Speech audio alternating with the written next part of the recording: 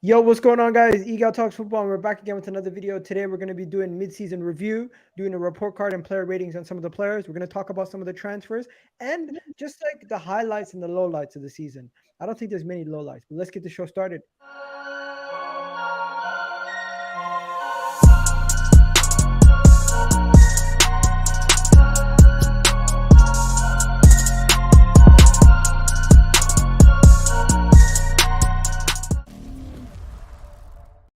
Hey, yes, people. How's everybody doing? We got a bunch of you guys in the chat right now. Do me a favor, hit that like button, hit that subscribe button. Let us know how you guys are feeling, where you're watching from, wherever you are in the world. Let us know. And yes, let's get the show started. We got my guy African Gunner in the house. We got Saeed in the house, and we got Curran who's going to be joining us very soon.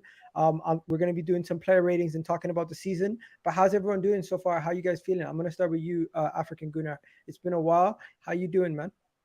It's been a while. It's good to be chatting to Arsenal fans when this is. I mean, thinking about it, this is the best Arsenal team in history. I know we have the Invincibles, but in terms of factually, this is the most points that Arsenal's ever gotten in their history. So I'm over the moon, really happy, so proud to be a Gunner, and I'm really excited to chat to Saeed and yourself and discuss kind of how this half of the season is developed for us. There you go. Saeed, what about yourself? How you feeling? I'm good, man. It's been a while. I think that the last time we spoke, or last time we've been on your show, it used to be Egal TV. Now Egal Talks Football, which is great, man. It's great rebranding. I love the video. I love your videos. I've been watching your live. Yeah, the last live you did after the Manchester United game, it was great. I hope I know that you have a tough crowd, uh, and they always grill me for the Manchester United t-shirts behind me. Just the normal caveat, guys. I used to work for the club, and those things are souvenirs. So this, Yeah. the one I'm proud of is that one, that energy one. So All right, let's get this started. Just quick question to start off the show. The question to start off the show for everyone in the chat. Who has been Arsenal's player of the season? Just let me know what you guys think. This is a question. I think everybody has a different player of the season potentially. I know some people would say Odegaard, some people would say Saka. Let me know some other names, guys. Some people would say who? Martinelli, Partey, Xhaka. I To be honest, I saw this question on Twitter today, and realistically, there is no answer. There honestly is no answer. If you're giving an answer, you're just being biased because that's how good the team has been. I can't individually pick out one single player that I would consider the player of the season because there's over, I think, almost every single person in the starting 11, maybe bar Ramsdale because he's been so protected this season. He hasn't been called upon as much as last season where we saw a lot of heroic saves, which doesn't mean that he's having a bad season at all. It just shows how strong our team has become. So, I mean, off the top of my head, I could literally Zinchenko, Xhaka with the redemption arc. I mean, Egal, my opinions on Xhaka before the season. That guy caused me a lot of pain. And this season, I have nothing to say. I have literally nothing to say. He's been amazing. He's been great. Looks like a completely new player. I mean, Martinelli, my star boy, just doing his job as usual. Saka scoring the goals. Gabriel Jesus. I mean, that's my point. You see, you can't just choose one player because every single one of them has been so special. What about yourself, Saeed? Do you have a specific standout? yeah, I think the best problem you can have is that you can't name a specific player because all Yeah. of them were really very good. But I would go with consistency. I would go with Saka so far. He didn't have any drop in majority of the games. So for me, I think he's the player of the season so far. But obviously, Odegaard is so close to him as well. Okay. And as I said, it's the best problem you could ever have Yeah, absolutely. is that you I mean, can't even name. Partey has been so strong this season as well. There's a lot of players that are also going under the radar. Like, let's talk about Ben White playing right back for the first time and just completely taking Tomiyasu out of the team, who was so strong last season, especially aerially, right? And you don't miss Tomiyasu at all. So definitely agree, Saeed, with your point in terms So of, yeah, so just do great we quality to have. so let's narrow it down to four candidates so I can do a poll question. Sure. I would say Saka, Yeah, Odegaard, yeah, Partey, Ben White. Mm, yeah. yeah, Are But those see, the four? Saliba has been super strong as well. Yeah, I mean, he's come down a little bit, I think, because of the rest of the team has been so good. But yeah, again, I mean, really tough. Ben White, I would say, because he's playing out of position, has to be a candidate. He might squeeze it in for me. I think I would agree with the four, but that I would squeeze someone like Saliba, for example, because he's one of the key players that completely changed the attitude of that team, and obviously Jesus before his injury, even I though can't, he's scoring too much. I can't put my name on one player. That's the thing. Yeah. To think about it, at one point you would have even said Gabriel Jesus before he got injured. Yeah, well, it was very good. I mean, each and every one of them is a key player. So it's the best problem I ever had with the squad. Is that just look at Xhaka? Oh my God, he completely transformed. Let's go to the comments. Let's see what they say. Because they must have some answers. Welcome Mafia in the house. People saying Partey, people saying Odegaard, people saying Ben White, Zinchenko. Ooh, Mm. you know what I'm gonna do? I'm gonna put a poll question in the community because YouTube doesn't allow me to put too many answers on the thing. So in the community, I'm gonna put Ben White, Partey, Xhaka. No, should I put Xhaka or Ben White? I think Xhaka for me, because we knew Ben White is that good in that position from last Yeah. year. So But No, Xhaka. not in right back. He never played right back. This is the Okay. first season he played right back. So He this is never played there once. this is the four. This is the four I'm gonna do. I'm gonna go Saka, Odegaard, Partey, Xhaka, and then the fifth option is going to be other. So you can vote Fair. for any Yeah, fair other enough. because perfect. I think That's good, man. everyone else goes in the same category, and comment down below what you guys think because that is what I'm gonna do. For now, we're gonna have to shift away from that. Who surprised you guys? Xhaka for me. Xhaka too. Yeah, without a doubt. I wanted this guy out And multiple times. So the other person that I would say completely surprised me is the way that Arteta is using Zinchenko. Is that elbow fallback is such a genius idea. He surprised me because he was not very consistent at City, so I was not very convinced when he came to the squad. But look at him now. Oh my God, he's just bossing that midfield and the left side of the pitch. So it's for me, it's I know Xhaka will be number one because we knew that that to be honest with you, before this season, I always had a problem with Xhaka. Always had a problem with him. But look me at him too. now. I think that he's the most surprise that I had with the squad. That's he surprised me. That's a good surprise. What about yourself, my guy, African Gunner? Yeah, for me, I agree. It has to be Xhaka. Saeed, if you and I had met earlier, we would have gotten along very well because if you ask a gal, I was massive and I didn't hide it. I was open about it, direct about it. I wanted him out. I didn't think he was good enough. Reckless tackles, red cards, penalties, all like, and it wasn't just one timers. It was 10 timers, 15 timers. Like it was just consistently disappointing. And I just didn't think he was at the level. And it's ironic because when when we signed Zinchenko, I wanted him to play in Xhaka's position, and I wanted to keep Tierney at left back and play Zinchenko in the left of the midfield next to Partey.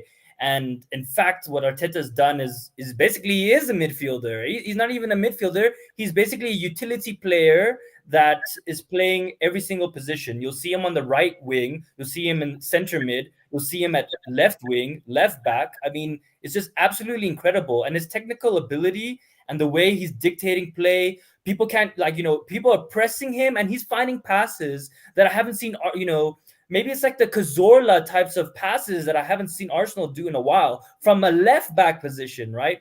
And I think that has transformed this team completely. So yeah. Agreed. He's passing. Let me just bring in my guy Curran in the house. Curran, how you doing?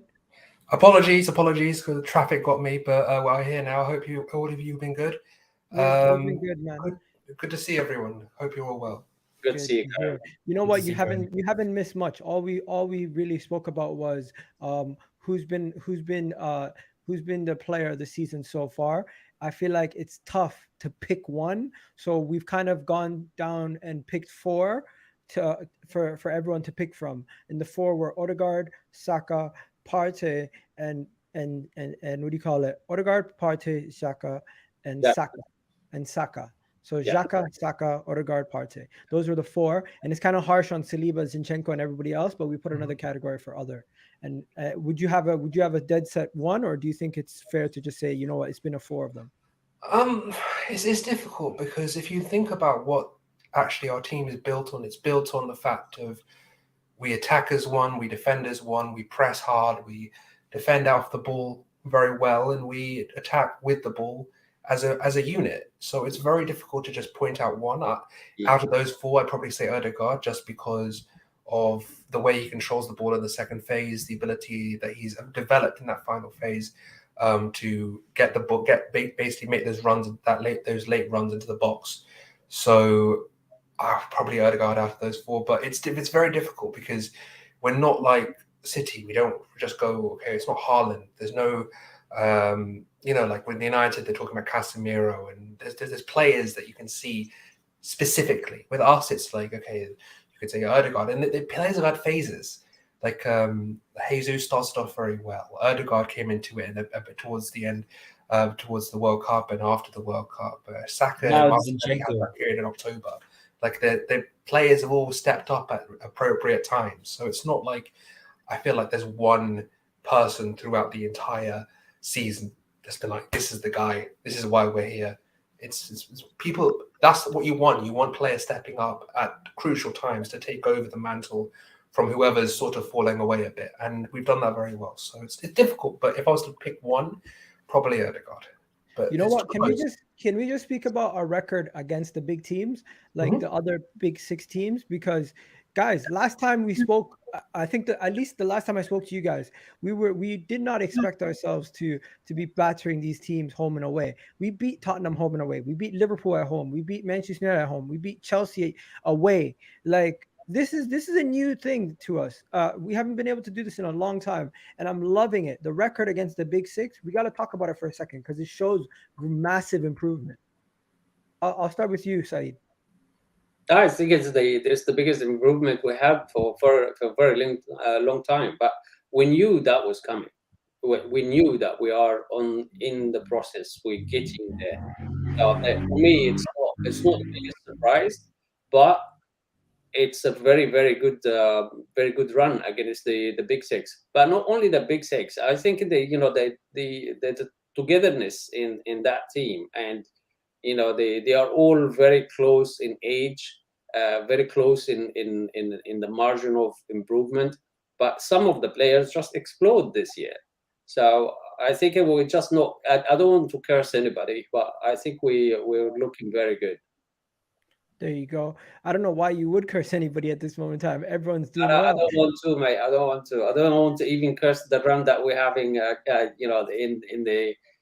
the league. We're still in January. There's no trophies in January.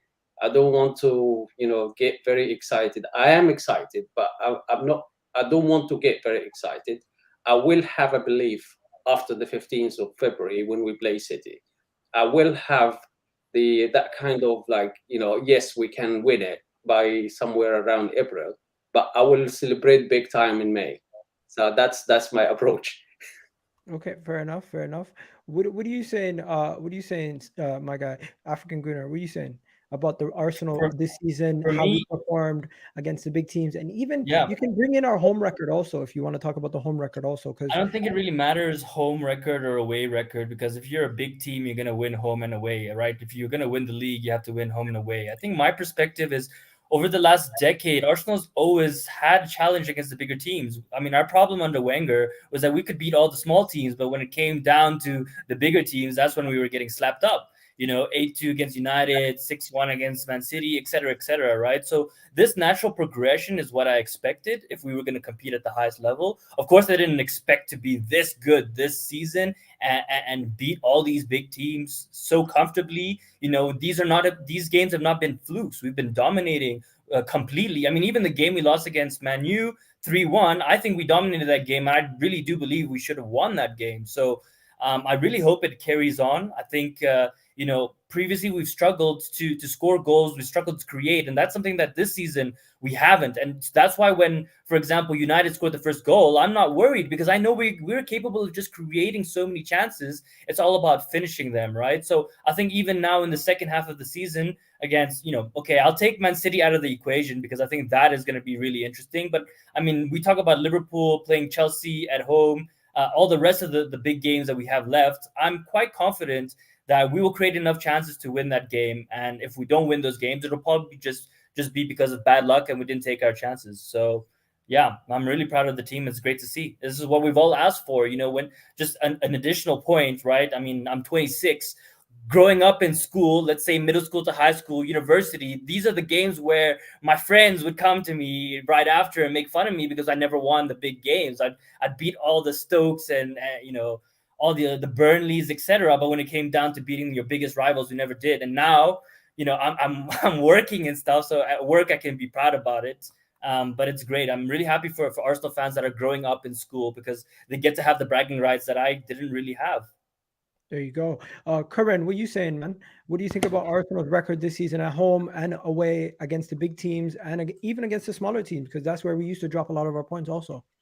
I mean, let's just compare to last season. Forget the big picture. I understand the whole Wenger point and everything. Let's just compare directly to last season and then compare and contrast with what's happened this season. So with Spurs, we won and lost 3-1 there and away.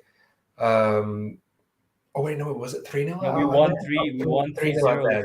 3-0 at theirs, exactly. Sorry about that. So we won and drew, won and lost. So split the difference with Tottenham. We did the same with United. We lost there and won at our place. Chelsea and City were two of our first three games. So we were playing Cedric, Holding, Chambers. These guys, Pablo Mari versus Lukaku, I know everyone remembers that. There was a lot of disruption in that period. And we lost to Chelsea at home, but beat them away. We lost both home and away at City. But if you remember that City game at home on New Year's Day, we were minutes away from a draw. And we really took the champions at the champions of that year to the very, very edge. And for the penalty decision, you can bring it up again. You can bring up the Bernardo Silva penalty. You could bring up Gabriel getting sent off. There were definitely moments in that game that defined that game. I think a naivety was shown in that game from Arsenal. And if you look at the rest of them, so thinking about who else, if you think about Liverpool, for example, we lost both home and away to Liverpool. We've beaten Liverpool. So just compare it to this year. We've beaten Liverpool at home.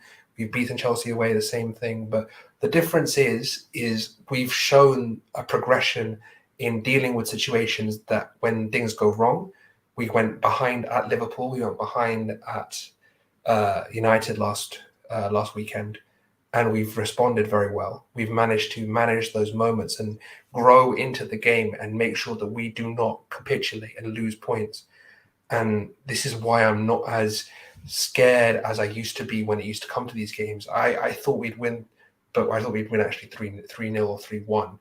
But we conceded an extra one. I mean, you can't really control those moments. There's just one bozo moment from a corner and one brilliant moment from Rashford. So at the end of the day, look, it's interesting to talk about the Big Six form, but more interesting is what I wanted to talk about you were talking about the small teams, Igal.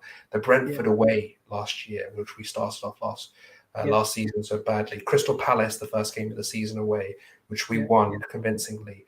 Brighton away, we won that game. These are the games. And if you talk about the difference between mid-table, top six, top four, title challenge, and winning a title, you're talking about being able to muster results with the teams in the middle. If you're staying in the mid-table and losing above, top six challenge is just beating everyone below top six. Top four is beating everyone outside the top four and then losing. And then the difference between top four, title challenge, and title is competing with the big teams. So if you look at, for example, a City, they can they can go home and away to Liverpool and get 2 points or split the difference and beat everyone else, and they can win the title. These games are so crucial if we're going to win a title. So you're going from top 4 to title challenge to winning a title. It's these games that will be crucial, and these big 6 games are so crucial if we're going to not only challenge but go that extra step. So it'll be interesting to see how we do against City. It's so crucial. 100%. And I just want to go to this super chat here. Big up my guy, El Matis, saying, would you sell Saka for 130 million plus? Personally, I think that's around what he would go for. But to me, he's priceless. He's literally the face of what we do. He's a one-man problem for every team. Literally, he can hold down that right side, and we've seen against Manchester United, he caused them so much issues because they didn't know if they wanted to play tight on him. Have you guys seen any right back play tight on Saka all season? Left back, no, there hasn't. I haven't thought of one left back who's actually gone and been aggressive with him. You have to sit off him, which gives us more room for overlaps, confuses defenders, and he single-handedly is one of the biggest game plan nightmares for teams. So selling him for 130 million, I don't think we can find a replacement for Bukayo Saka. It's not. That's the crucial point, Miguel. The crucial point is 130 million is great, but what do you do with 130 million? Who are you getting that's going to be better than Bukayo Saka on the right hand side? Realistically, like Real Madrid have Rodrigo there, for God's sake. Like, he's not a right winger. Like, even the teams, unless you're talking Messi levels. There's not a lot of right wingers. It's a very, very niche market. Left-footed right wingers is not a huge market out there, and we have one, if not the best in the game, at that position. So I think right now it's safe to say he's world class, and he's in his top 5 in his position. Easy. Does anyone disagree here? Easy. He's top 3, if not top 2. Yeah. Oh, yeah, exactly. I was gonna say best right winger right now in the world in terms of current form. He clears Dembele. He clears. The only person I can say is maybe Messi, obviously. Like, Messi obviously is, but you don't really see him as a right winger anymore. He's not really a right winger type player. So guys, there are things that you cannot replace. They not because he's a very good player, and I absolutely love him. There are things that you can replace. Things like that he's one of your own. He grew up in the club. He knows what the values of that club, and that goes through the squad and the changing room. So there are things that intangible. It's not even, you can't even see it on the pitch. You have to be within the team in order to see it. So there are things that I don't think you can value it by money. You can't just put money on someone's values, the way they grow up, the way they they behave inside the club, and also he's a world class. He's a very good player. Why would I sell him? You know what? I would give him whatever he wants. He asks for. That doesn't fraction the squad. Why doesn't he get his contract sorted out yet? I don't know. I think it is already sorted, but you guys know Arsenal. They don't announce stuff right away all the time. Shall I tell you what I think's happening? It's just complete opinion. No, I'm not an ITK or anything. What I think is happening is Saka and Martinelli both have contracts, right? They're due. They're coming on. Saka is waiting for Martinelli. Martinelli is waiting for Saka. They need a base mark for a wage. Like, they want to be able to show. Neither agent is blinking. I think it's to a point where you're looking at one agent saying, "Look, we have our terms, but we don't want to get something worse than what the other one's being offered. We want to make sure that it's fair for both sides, and both sides are sort of like, I want this and I want this and I want this, and then no one's really able to decide on a concrete value in terms of wage, contract length, etc., etc., etc. That's just my opinion, but that's. I just want to say this. I'm not concerned, because at this moment in time, Arsenal is one of the most exciting projects. And when you already have the player in-house and you build your team around them, they're not just going to up and leave for the next best thing. And honestly, who is the next best thing? At this moment in time, Arsenal and Napoli are the 2 best teams in world football. And for Real Madrid or somebody to come knocking and turn their head, it's going to be extremely difficult, because even if they do come knocking, they're not going to up and leave and go to sit on somebody's bench when they're playing week in, week out. What? Like, he's turned down. Like, Real Madrid asked about him, and he's like, "I've already given my word to Arsenal." That's the level we're at right now. Yeah, Declan Rice. Yeah. Yeah, this Yeah. is the We're gonna level talk we're about that. Save that. Yeah, Yeah, exactly. and last year we were like trying to get players. They are not interested because we're not, we're not playing well or not competing or not in the Champions League or anything like that. Look at this But year. one thing I will say though, and just the last thing I want to talk about is before we move on. I know we've got a lot of stuff to talk about, but the one thing I will say is credit to the Cronkies and Edu and all these lot, because they have decided we are not going to be taken for mugs. Facts. We won't pay ridiculous shit. And you're looking at the Caicedo news for Chelsea today, and you're thinking, well, they've already paid 100 for Mudryk. So why are Brighton going to go, okay, we'll give you Caicedo for 50 or for 60? They're just going to, everyone's going to take advantage of, And Yep. the fact that we pulled out and we're not going to be taking for mugs, players are wanting to come to Arsenal. You've heard that Ian Wright interview. Players are waiting for Arsenal to be back in the Champions League. So if we're not going to be taking for mugs and players want to come here, teams will have to negotiate. It's that simple. So that's the main thing for me. I'm glad we have this policy. Let me just stop you there. Big up Khalid saying, you seen Ramsdale on the podcast with Cal Freezy and Chip talking about Trossard ain't here to be a sub. He's here to take Martinelli's position. I like this. Martinelli needs competition. That is true. And we need that kind of mentality in the team. We need players to come in and not be comfortable, but to be players that want to take positions and move straight in. But African Gunner, we're just gonna go straight into the player ratings, guys. And the way I'm gonna do it is I'm gonna bring up the actual Arsenal squad, and we're just gonna, if I feel like it's not fair to rate a player like Karl Hein, he didn't really get any opportunities besides preseason versus AC Milan and what was it, Lyon. So we're not gonna rate him, but we can rate Matt Turner and Ramsdale. I'll start with Ramsdale. I felt like Ramsdale had a hot and cold season at certain points. People were onto him against when we drew against Southampton, and when we dropped points this season, people were heavy on Ramsdale. But I feel like overall he's been really good. I'll give him a 7. I feel like he's been very good at times, and then the other times where he did make mistakes, I don't fully put it on him. So I feel like 7 or 8 would be fair for Ramsdale. What do you guys think? Yeah, I think it was a bit harsh. I don't think he's done anything wrong. I mean, I do think sometimes he gets bored and he tries to make things a bit interesting for himself. He just gets bored. But I mean, apart from the United game where he kind of made a mistake on the corner, he hasn't made many mistakes. And I think something that we don't give him credit for, because we've become so accustomed and used to it, is his ball playing abilities, right?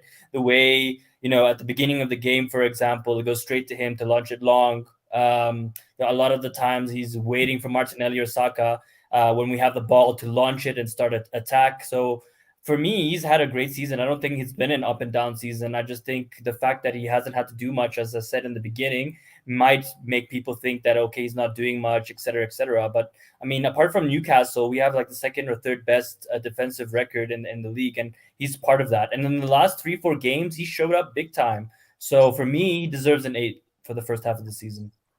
8. Everyone agree? 8 all around? 8, somewhere 7.5, 8, yeah. Yeah, I agree with 7. I agree with 7. Okay, so 7.5 is that? Yeah. 7.5. 7.5 here for Ramsdale? That is, he engaged with fans too much during the games.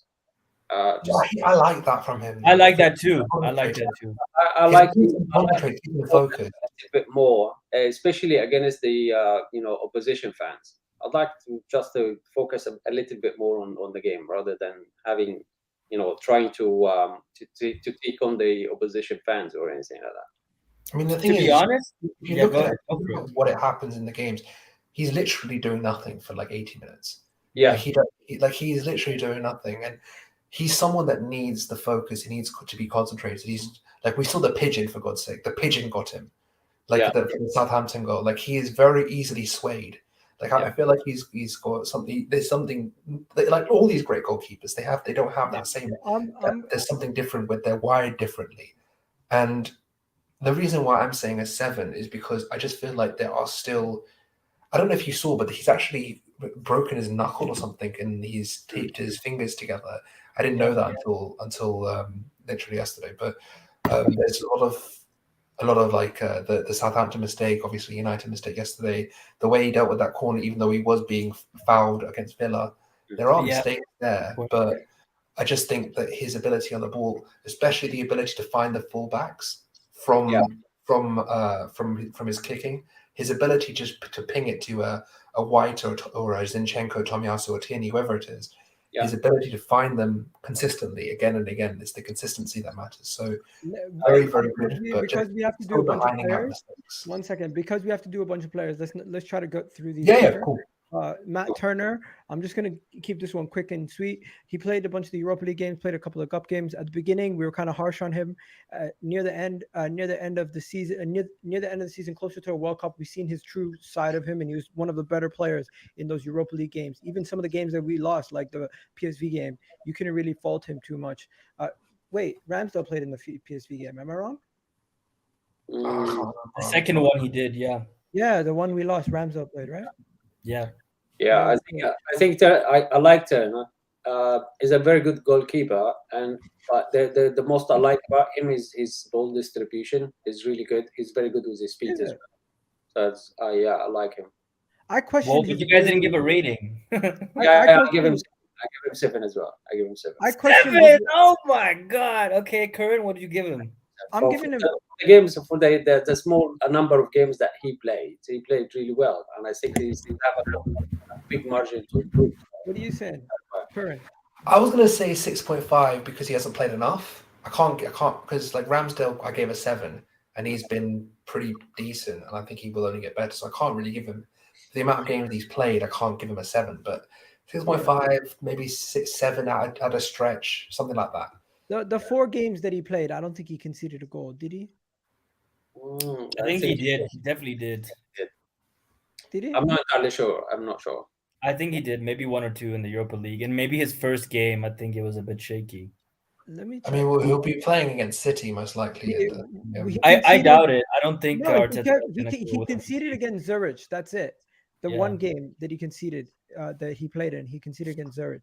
I'll give him a 6. I think 6 is fair. Yeah, because I give him a 6 as well. Small sample size. He was better at the World Cup than he has been for Arsenal. Let's too early to judge. Let's try to move past some of these quickly. So we're gonna do Kieran Tierney first, and then we'll do some of the ones that need to get out of the way. So Kieran Tierney, I'm gonna just be honest with you guys. I think he's gonna get moved on in the summer.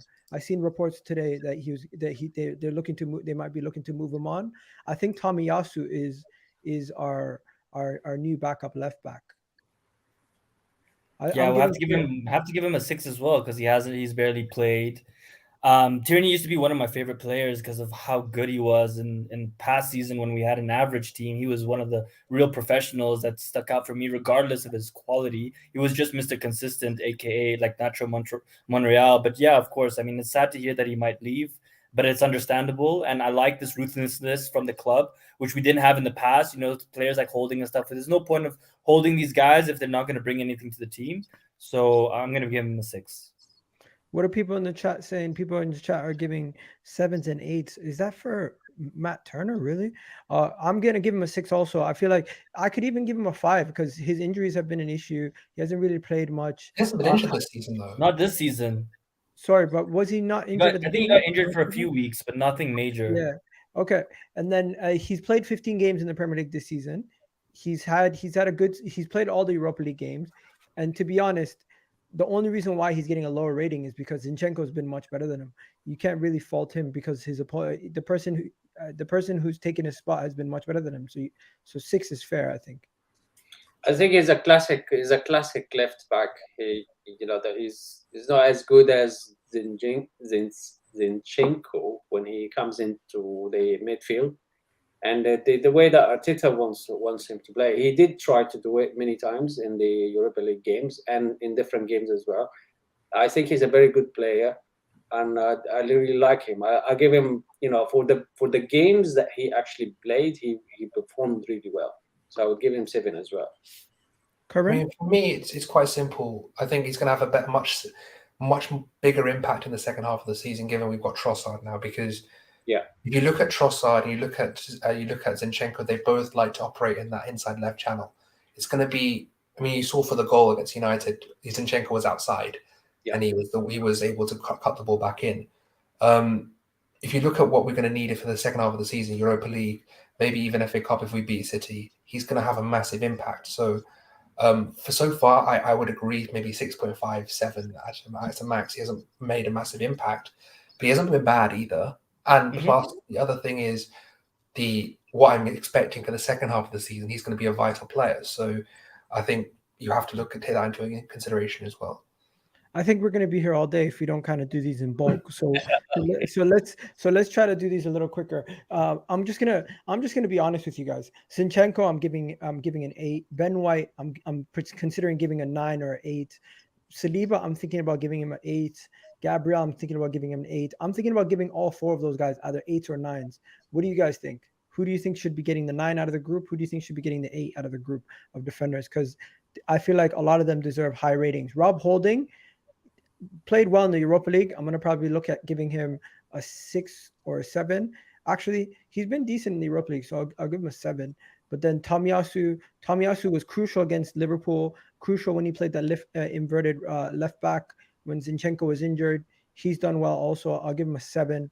I feel like because our defense has been so solid, the mainstays all deserve 8s. The fringe player deserves 7. And the standouts for me in the defense are Ben White, Zinchenko.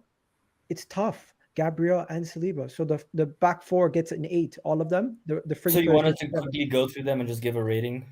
Yeah, I'm giving all of them 8s or 7s. I'm not giving anyone less than that. Cedric doesn't really count. Can you scroll up so I can start? I'm going to give Ben White a 9. I'm going to give Gabriel an 8.5. I'm going to give Saliba an 8.5. Holding, I'm going to give a standard 5. Cedric 5. Tomiyasu 7.5. Zinchenko 9. Okay. So, yeah, I kind of had a similar thing. I had all of them on an 8. So you just have Zinchenko as a 9. Ben White, was it 9? 9. And 8.5. Gabriel 8.5. And also Saliba 8.5. What would you have Cedric at? 5? Tomiyasu 5. 7? Yeah, he hasn't even. He played like what, 2 matches all season? Yeah. What about you, Said? Are you changing anything? 9 for Zinchenko, Ben White 9, Saliba 8.5, Gabriel 8.5. What are we saying? No, I'm not changing anything. I just would like to highlight that Saliba is the player that came and changed the way that we defend. He's completely transformed our defense. So I would like to give him the highest rating, even though he did some mistakes, which happens with centre backs. People saying here, Ben White 8, 7, 7, 9. What you have to realize is 7 is good. 7 is like, yeah, 7's good. 8 is outstanding. 9 is amazing, and then 10 is like perfection. So to give 10 is very difficult, but to give 7s to Gabriel and Saliba, I think is kind of harsh. They've been really good this season. Yeah. What are you saying, Karan? Right. So for me, start from the beginning. I think Ben would be an 8, Gabriel would be a 9, and Saliba would be 8.5. Holding would be probably a 6. Cedric NA or a 5, whatever you want to give him. Tomiyasu 7 and Zinchenko 9. I think Gabriel has been one of the most disrespected, underrated defenders in our defense. I think people don't realize that without his ability to attack players high, win his aerial duels, be that guy that can dictate a defense, the amount of communication he does with Saliba, he marshals that line. We have the highest line in the league for a reason, and he is the marshal of it. He was the one who controls it.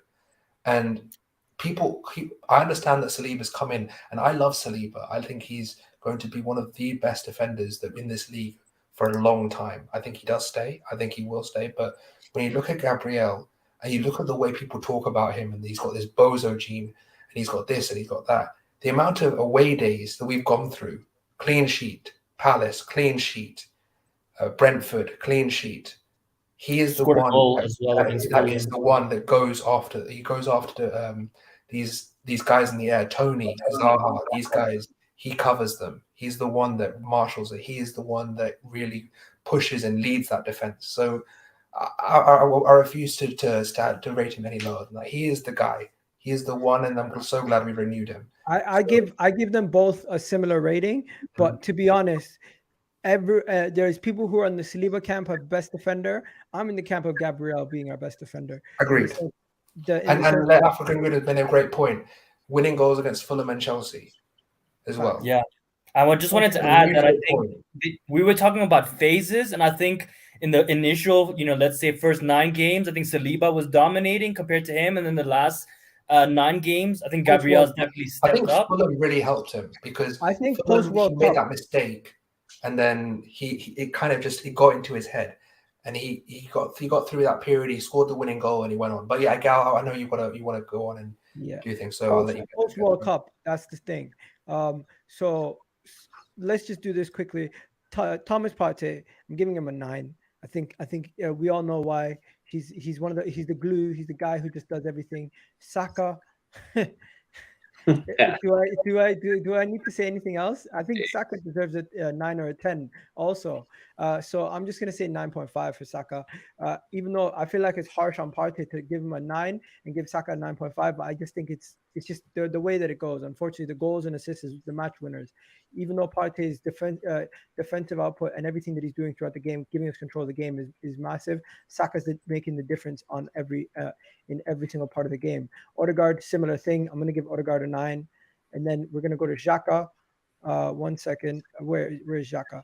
Let's go down to Xhaka. I'm going to give Xhaka an 8.5 or a 9. You know what? I'm going to give him a 9 also. Then I'm going to go to Elneny. Elneny, the guy's been injured. He's had a lot of time off.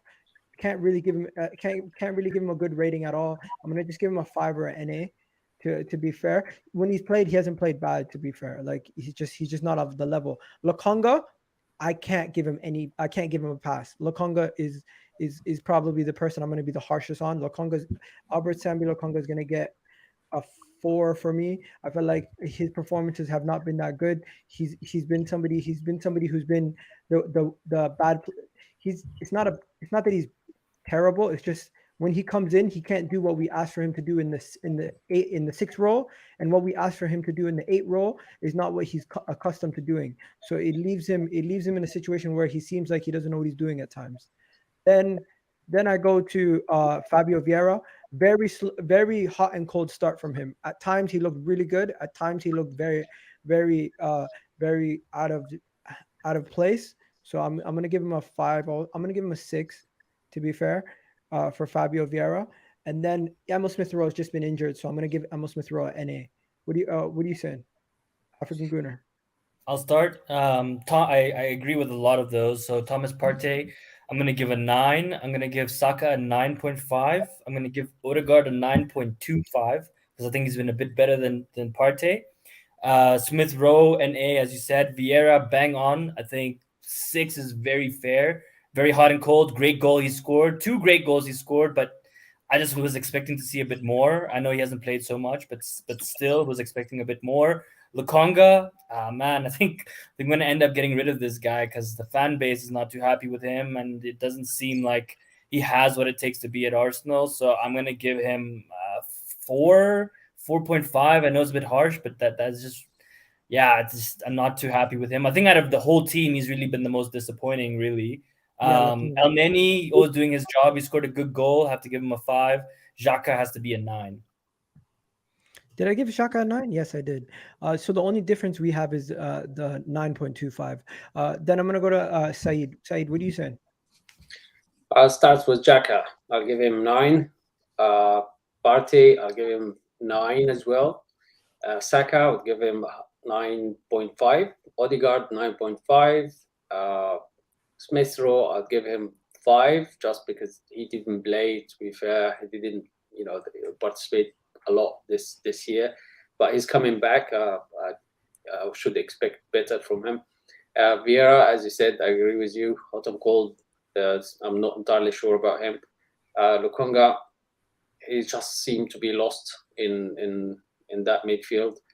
Elneny, I'll give him 6 just because that guy is just Mr. Consistent. Whenever you call upon him, he just come down, do the, to come into the pitch, do the business, do what expected from him. yeah, that's my rating. So There you go. it's I'm not giving him 6 just because he's my fellow Egyptian. It's just because the guy is just very consistent. No He worries. doesn't get rusty on the bench. That's Let's go to Curran. Curran, if you have any differences than what we've Right. what I we've mean, not much. I'll probably say Thomas 8.5, Bukayo 9.5, Odegaard 9.5, Smith Rowe NA. I think Vieira. I think we're being a bit harsh on you. We forget that this is a guy that has been at Porto and has never really played like possession-based football. His entire system has been revolved around just goals and assists, goals and assists, goals and assists. He's not really transitioned well into this team. But when he has had an opportunity, he's got assists in the Europa League. He scored against Brentford. He's done well, but there are moments. Obviously, he has to work on his physicality and these kinds of things. He's got a lot of things to work on as well. So I will give him a 6 because he's not contributed, but we need more. As compared to the rest of the squad, we need more. Lokonga, I'm going to give a 5.5. I think 4 is a bit harsh, but 5.5. I think this is the last season for Lokonga. Obviously, we've learned today that he's been rejected a loan to Monaco. Yeah. But I think with the way we're building the squad, I think we're going to probably bring in an Elneny replacement now, and then a Lokonga replacement, which will be Declan Rice for me in the summer, and Sambi will leave. So I think that's the way we're building the squad. And at this point, I feel bad for him because it's not his fault. He was brought in as a 6. We found a place for him at left centre mid, and it just hasn't really materialised because Elneny's been injured and he's had to play 6, and Partey's been injured, he had to play 6, and we never really got to see left centre mid Sambi, which is a shame, but it is what it is, and we can't carry people. So yeah. The reason why they rejected the bid, it's important for people to know that Mohamed Elneny leaves injured before the North London derby. Hence, they don't want to lose Sambi Lokonga on loan until they've actually brought in a midfielder. And Correct. I don't know if they are going to actually bring in a midfielder at this moment in time yet. I'm confident that we will. With the precedents that we've seen with the last 2 signings, and obviously the past few windows, it just seems like Arsenal's doing everything we need to. Which wasn't happening in the past. So I wouldn't be surprised at deadline day signing. Maybe Douglas Luiz out of nowhere. We were linked with him on deadline day in the summer. He signed a new deal, so not him. Oh, he signed a new deal? Douglas Okay. Luiz is not the type of player that we want right now. We've moved on away from him, I think. I don't think we would go back for him now. You never know. Let's see. There you go. But Monaco, it's interesting that we rejected the thing from Monaco, because I think Mikel Arteta and the boys would be comfortable letting him go if we did find a way to get an Onana in the January window or something. But I don't think we will go and get an Onana. I don't think we'll go and get any of these midfielders in this window. Do you guys think we sign somebody in January? I don't know. But do you want to do the forwards? I think that's the last. Yeah. We're gonna jump back into this right now. 1 second. Whilst you're doing that, I just want to mention the point that we read the report about wanting to pay for the release clause. So the money is clearly there to be spent, right? So that's why it gives me confidence that we will end up getting someone. I don't know who, but I'm confident we will get someone. Yeah, I haven't actually seen Austin Trusty in an Arsenal kit before. That's interesting. Let's now. We only really have 4 forwards. What? 6 forwards? What? Yeah. It's Let's play first. I think. Yeah, it's tripping me out for a second. So Jesus, okay. This is how I'm gonna do it. Jesus, when he was fit and available, the guy was an 8 or 9, easy.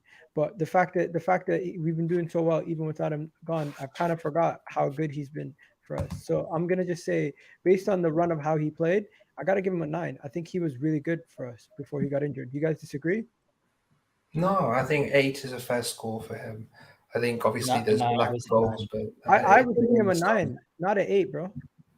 No, 8 or 9. I think I can see that as well. I agree with Karen, just because that he was playing really good, he was doing really, really good, but he was not scoring, and that's the reason why I'm giving him 8. I disagree. I give him a 9 because we're talking about how Saliba and Zinchenko transformed the team. I think Jesus was as important in the beginning of the season to set the pace of the team, set the press, set the attitude. For me, he has to be a 9. Yes, he wasn't scoring as many goals, but he was he was creating an opening for everybody else, and he was unlocking Martinelli as well with the interchange, which isn't happening as much with Nketiah anymore. And I read a piece on that by I think Tim Stillman, which was really great to highlight that fact of why Martinelli isn't playing as well anymore. But yeah, I give him a 9. Can I? But So we point out settled on something? 8.5. Can we 8.5 is cool. Can we really rate Marquinhos, Reece Nelson? No, Reece Nelson maybe, but Marquinhos. Can no. we rate Reece Nelson, Marquinhos, and Trossard at all? No, not these guys. I mean, Trossard obviously not. but Nelson we can maybe. A 6, standard 6. Like he scored 2 goals. He's think been okay six, and had an 6 and assist. 5 if you really want to do it, because Marquinhos has looked shaky, but he did have a good start. I'd say 5.5 or 6 for Marquinhos, 6 for Nelson for his brace at Nottingham Forest and the way he came into the squad for getting injured. Trossard doesn't count. Trossard. Yeah, Trossard doesn't even- Trossard played 1 game; it doesn't count. Yeah. I think Marquinhos shouldn't count. Nelson really did, because think about it. If we didn't give ESR anything, ESR played this season. Am I tripping? ESR Less played than Oxford, Nelson, right? He didn't play. Yeah. He didn't Played play 1 game. Yeah. So how many times has Marquinhos played to be giving him a rating? No, Three we're or not four. giving Marquinhos a He's rating. always been a sub, and he came in as in the first 11 in the I think Zurich he played, didn't he? Europa League. Yeah. Okay, so no rating for him. I'm giving Jesus a 9. I'm giving Martinelli a 9. I'm giving Eddie Nketiah a 9. I feel like our attack has been so good that all these players are outperforming my expectations, and they're performing very well. Especially Eddie Nketiah, I gotta give him a high rating. Martinelli has been one of the best left wingers in his position, and Jesus. You know what? If you want to give any of them a lower rating, potentially you can give Jesus a lower rating, but it's only because he's been missing time due to injury and he hasn't really scored. He hasn't really scored ridiculous amount of goals. But what are we really rating him on? Are we comparing him to Lacazette, or are we comparing him to Eddie Nketiah? Because based on the underlying numbers, Eddie Nketiah has actually been better than him statistically. But Smaller sample size though. but Yeah, but it's not also all about the statistics. Yeah, I mean, we watch the game. Let's be honest. The biggest thing that's changed our season is our press. That's the biggest thing. It creates more chances. It makes sure that we get we sustain pressure. We don't let them get out of there in half, whoever we're playing. So who's leading that press is Jesus. So you've got to give him an 8.5. I was going to say 8.5, but just because, like, if I'm giving Odegaard a 9, I'm giving Xhaka a 9. These guys are, player of the year, PFA player of the season candidates. You know what I mean? These are the top guys. Is that a little bit unfair considering that he got injured, and like if he probably didn't, he probably would get that extra point. Take into account that these guys have been playing all season as well. That's got to be something. Fair enough. Like I'm not saying it's a slight on him, but it just means it's better for them, because they have been available. So at this moment in time, we're just gonna move on. But before we move on, can we all agree that we gave them all 3 of them 9s? Yeah, I would have given Martinelli slightly a bit less, just because I feel like he's dipped a little bit in the last 4 or 5 games, and he's my favorite player. So like the fact that I'm saying that, it just shows how honest I'm being and how real I'm being. And Nketiah has to be a 9. Jesus, I would say 8.5, and I would say Martinelli as well, 8.5. So who are you downgrading? I'm confused. I'm downgrading Martinelli from 9 to 8.5. I would say give everyone an 8.5, and Eddie. Yeah, fair. Yeah, exactly. I would say 8.5 all round, because Eddie is a small sample size. Jesus obviously got injured, and Martinelli hasn't been on great form recently without Jesus. I would say 8.5 all round. 8.5 works. 8.5 works. We give all of them 8.5s. Okay. Except for Reece Nelson, of course. Reece Nelson gets 6, 5, right? Yeah. 6. Yeah. 6 for Nelson. Yeah, he won us that game. Give him an extra point. Nelson's getting the same rating as Fabio Vieira. I'm happy with that. I don't know about Saeed and Kern. It's not a big deal to me. The thing is with Reece is he's not available. That's the problem. I would say give him a 5.5 just for availability. He's just not available. For me, what gives him that extra point is the fact that he won that game single-handedly. Whereas Vieira has scored and he's played more, but he hasn't scored the winning goal or like scored the goal that changed the whole game. For me, Reece Nelson did that, even though he assisted Eddie to open the scoring in the. Okay, fair enough against Oxford. Yeah. Fair enough. But we're talking about Premier League and Europa League as well. Okay. Europa League as well against Zurich at home. We're gonna lock it in. We're gonna lock it in. I've just published it. So this is what we've ended up with. Let me show you guys what we've ended up with, because I've tweeted it out just so I could have it on the record. So I'm going to show you guys now, if you guys can see. 1 second. Here we go. So we ended up with Ramsdale 7.5. Is that right? Yeah. I said 8, but I think the rest said 7. Yeah, that so was yeah, 7.5. 7.5, yeah. Matt Turner 6, Tierney 6, Zinchenko 9, Ben White 9, Saliba 8.5, Gabriel 8.5, Cedric 5, Tomiyasu 7, Partey 9, Saka 9.5, Odegaard 9. I kind of overruled everybody there and just kept Odegaard at 9 instead of 9.5. I gave 9.25, so I'm happy with that, because I didn't think he was a 9.5 as good as Saka, but he's the second best to Saka to me. Yeah, He's very generous. He could easily be changed to same as Saka. And then from there, you go Xhaka 9, Elneny 5, Lokonga 4, Fabio Vieira 6, Jesus 9.5. I mean, what did I give Jesus a 9 for? I got to change this. Okay. This Change that 8.5, and also you misspelled Elneny. You got like 30 minutes to edit that tweet. Yeah, I got to edit that tweet. So what was it again? Jesus getting an 8.5. Yeah. And should we change Odegaard while we're here? Up to the group. I'm happy I'm with all the right 9. with it. I think 9 is fair. I'm all right with 9 as well. I'm just gonna upgrade him to 9.5. So what did I spell Elneny wrong? ELNENY. There we go. And what did we say? Are we putting Reece Nelson as a 5.5, right? Is that what we put? I gave Reece Nelson a 6. Yeah, okay. Yeah, that's fine. Yeah, that's I fine. gave Reece Nelson. It's funny that we're arguing about the fringe players. That just shows how good our team is. No, it definitely is. And then I think now we just have to talk about the actual transfers, because everything else is pretty much done. 1 second. What transfers do you guys really even want to talk about? Because like there's so much going on that I can't make up some of these things. Like today we got linked to Chiesa, which is an absolute joke. Then that player from Real Sociedad, there's a £52 million release clause. Declan Rice, who I know, Karan, you're probably over the moon about that link.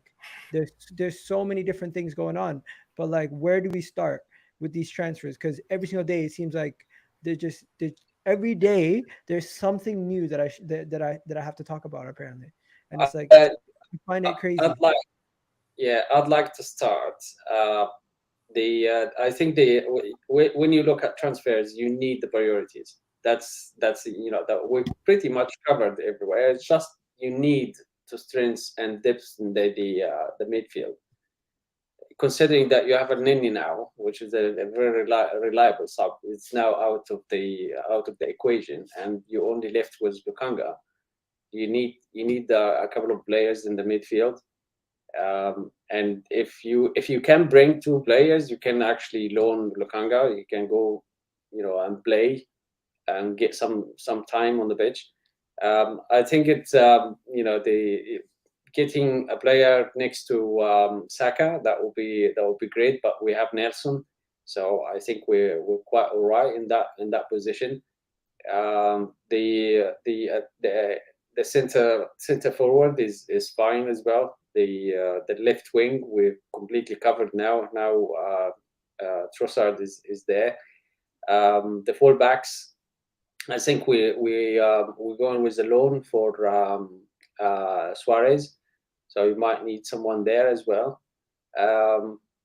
I think we're pretty much covered. You just need to strengthen your midfield. I'm not sure if you guys agree, but in my view, I think the midfield is the priority number 1 now.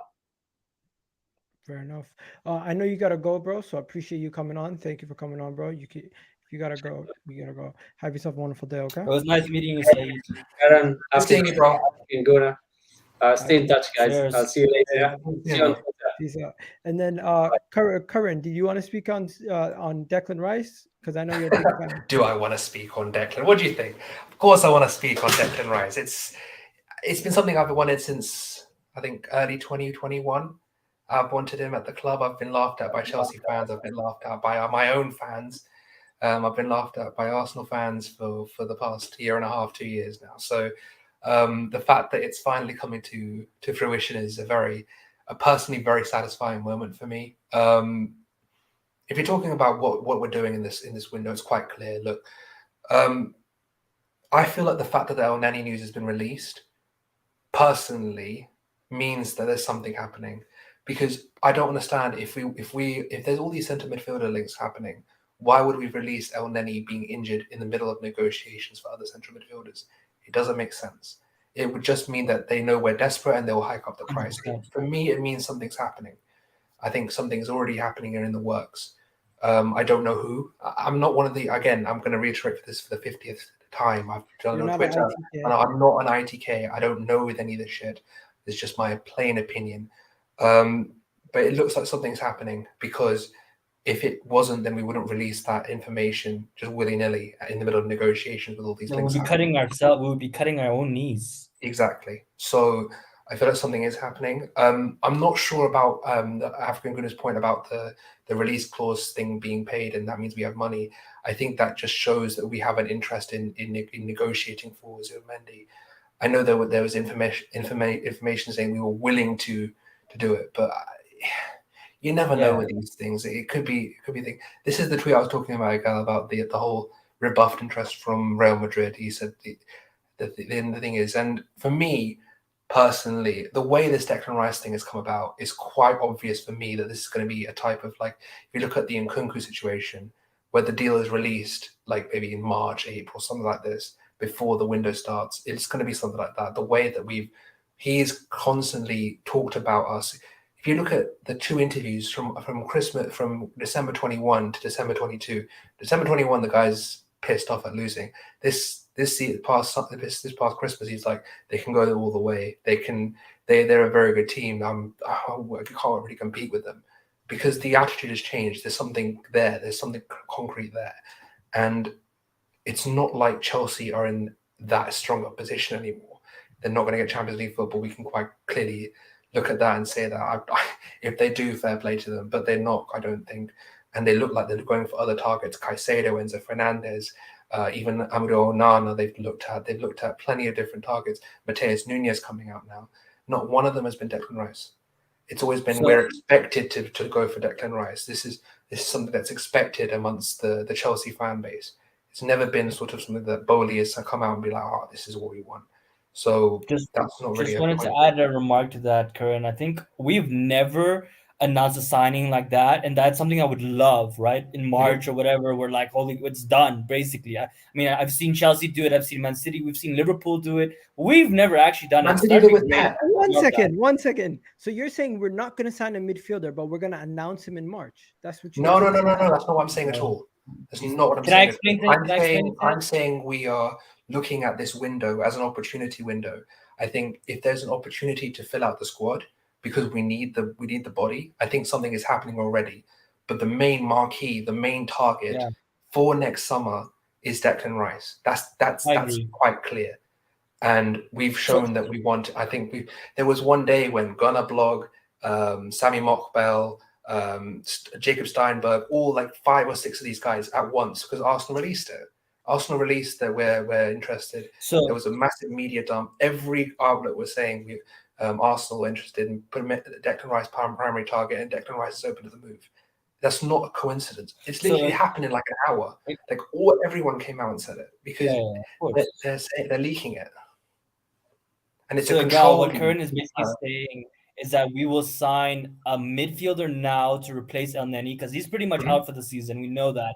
And he's saying that because we've announced it to the world, that definitely means something is already probably, our opinion, has been agreed in the background, because you wouldn't cut your foot off saying that, you know, your backup midfielder is going to be injured and you need to find a new one, because then everyone would know you need to buy a new midfielder. So they would increase the price. So that would be a bad thing for us. And then he's saying, whilst in the second half of the season, let's say Feb, March, April, behind the scenes, we will continue negotiating with Declan Rice to get that deal agreed for the summer. But the deal will be done. Yes, it will be announced in the summer, but it will be a done deal, as in it will already be signed. The other thing is, the last point is that Declan Rice wants Champions League football. Agreed. That is the main thing for him.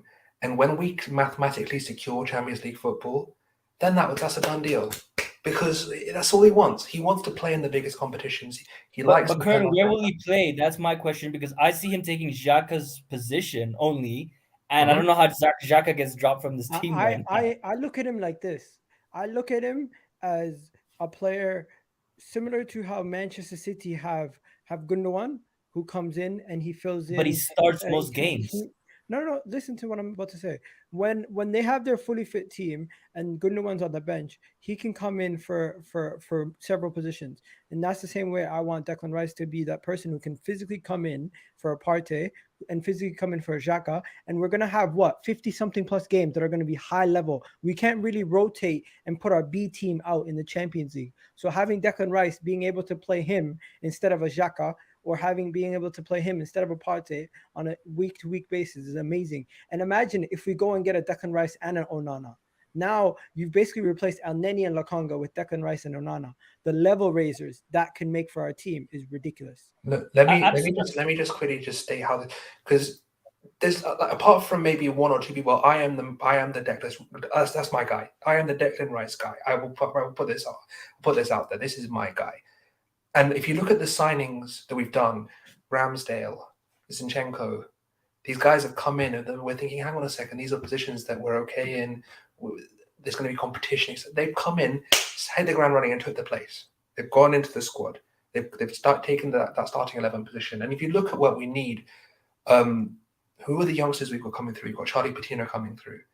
That whole transition from Xhaka to Patino is going to be one that will require some sort of just a middle ground to cover, because Patino is the one to go into that left centre midfield role, and Rice will be the 6. But what will happen is we have to teach Rice how to be the central 6 in a possession-based team, because he's never played it. He's always been in that pivot role, wide progression, dropping into that left centre-back role, going up and carrying the team by himself. He has to do everything for West Ham. He has to be the defensive midfielder. He has to be the progressive midfielder. He has to be the one providing balls in the final third. He has to do everything. And we are going to have to control him. He's going to have to take a load off and do less. We're going to have to tell him to do less. So if you look at what's going to happen, in my opinion anyway, when we look at not just 23-24, but 24-25, you're going to have a base of Declan Rice. You're going to have Charlie Patino on the left centre mid. And you're going to have Odegaard, ESR, or Vieira at that right centre mid, and then Vieira will move into either that Bernardo Silva role of like left centre mid, right wing at times, sort of things. I think that's the way it pans out. I think that if you look at how we evolve as a squad, it's going to be something that will take time to adjust the way exactly where we want it, because what Rice does so well is he covers the one area of the pitch defensively we're a bit naff at, because Zinchenko is so advanced up the field. He has to track back a lot, and even though he's got better in his duels, we could use that extra security, and having Rice there being that defensive monster in the left half space is just going to help us. So I think it will be a left centre mid, and then eventually he'll drop into the 6 when Patino is ready, and that's what the Xhaka situation will be. Xhaka will be that sort of that mentor to Patino, bring him through, and eventually will take over when Xhaka leaves, because I think Partey will have one more season in him when we're sort of going to be rotating between the 3 of them. Xhaka, Partey, and Rice will sort of Rice will come in for Partey or come in for Xhaka, and he'll be the one going. He'll be the one going to sort of learn both positions and figure out what to do. And then eventually we'll take in Patino at this left centre mid role, and that will be the next evolution. If you don't think about it, that's very scary. You can have a Patino that's 19, 20 years old, Declan Rice that's 25 years old. For the next 7-8 years, you've got your midfield sorted. So it's kind of mad. It's a bit mental. And regardless of this is literally Football London putting out a trends piece. Someone's literally gone online, okay, Arsenal transfer news, found something that's high clicks and put it in. This is nonsense. 15 million as well. It doesn't make any sense.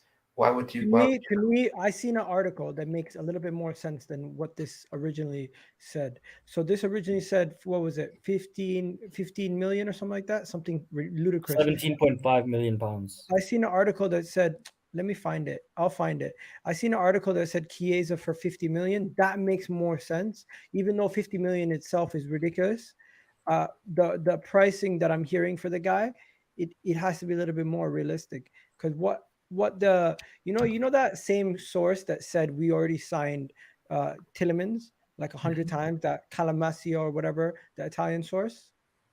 You know what I'm talking about? Something Yeah. No, I know the one.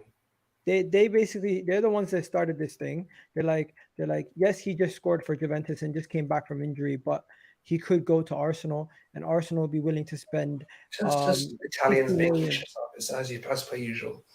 Why do they do this? Like this It's doesn't clicks, benefit any. man. It It's doesn't clicks. benefit anybody. Look at this No, is it the benefits people. them. It's clicks. I'll tell you this: if you see this, stay the hell away from it. If you see Wait, that, let me see. Wait, what? that Oh. that, That's that I don't even know how to pronounce their name. Calcio Calcio Mercato. Calamasio Kamakato. And Anyways, they actually they have like 1 million followers or something like that. yeah, they're big. They're a big company. They're a big Italian institution. Listen, this right here is great for content creators, but actual fans, don't get your hopes up. Like, our job is to look at this news and be like, this is bullshit. As fans, we shouldn't be just running with everything. Because remember, Liverpool right now, they're desperate. They're linked to Chiesa. They're like, oh my God, he could be our Mo Salah replacement. That is their kind of, that's what they're thinking right now. Like, Arsenal, do we really need him? Does he make us? No, Does we he? do not Does need he? him. I think it's a very convenient link just to raise interest for other clubs. But before we do, can we quickly talk about this Fresneda deal, because that's the last one we haven't really talked about. Yeah. The main thing with that is quite simple. The reason why he hasn't given a decision for like 3 days is very good news for us, because if it was Dortmund, I'm going to go to Dortmund for the minutes, he wouldn't have held out. He would have just said, calm, I'll go Dortmund. His decision was meant to be out Monday, out yesterday, no decision. And then today, Fabrizio reports, Arsenal will take will plot their next move. It's very convenient. I think he's just waiting for us. I think it will be a loan. I don't think we need a Cedric replacement. I think someone mentioned earlier, there's no need for a Cedric replacement. It doesn't make any sense. We don't play Cedric as it is. So it will be something like we buy him and loan him back for the rest of the season, because they do need him, because he is basically, from what I've heard and what I've seen in comps, he's very much a right-sided Zinchenko. He's someone that can really do that inverted role, comparisons to Tino Livramento, these kinds of guys. So yeah, very exciting.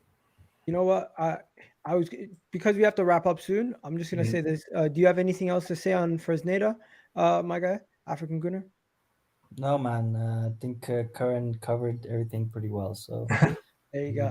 I'm just gonna say this. I don't think he's gonna come to us over Dortmund if Dortmund offer him a starting job right away. But if they probably just signed a 25-year-old right back. What? They've just signed a 25-year-old right back on loan, Dortmund. So it doesn't make any sense that he'll be starting. So yeah, okay, no worries. So based on that, at Arsenal, if Tierney goes, he'll be the second choice, but behind Ben. He's not a left back. He's a right back. He's a right back. No, if Tierney leaves, Tomiyasu is going to be the backup left back. That's what I mean.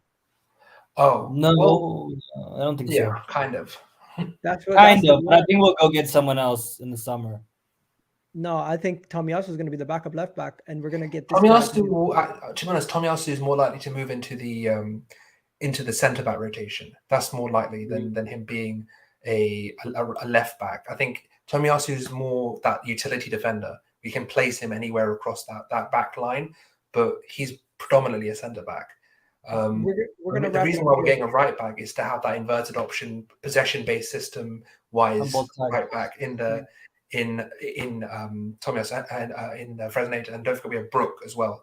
So you have an overlapping option and an underlapping option on that right hand side. So it's exciting times for the right back situation. You know what? We're gonna wrap it up here. Big up everyone in the comment section. Hopefully you guys enjoyed it. African Gunner, my guy, Karen, big up to you too. Big up to Saeed, who also joined us. You guys have yourselves a wonderful day. Hopefully you enjoyed this mid-season review. And yeah, if you want to watch it, if you're watching back on the playback or you're watching live, big up for you for watching up to this point. Appreciate it. Have a good one, guys. Right here.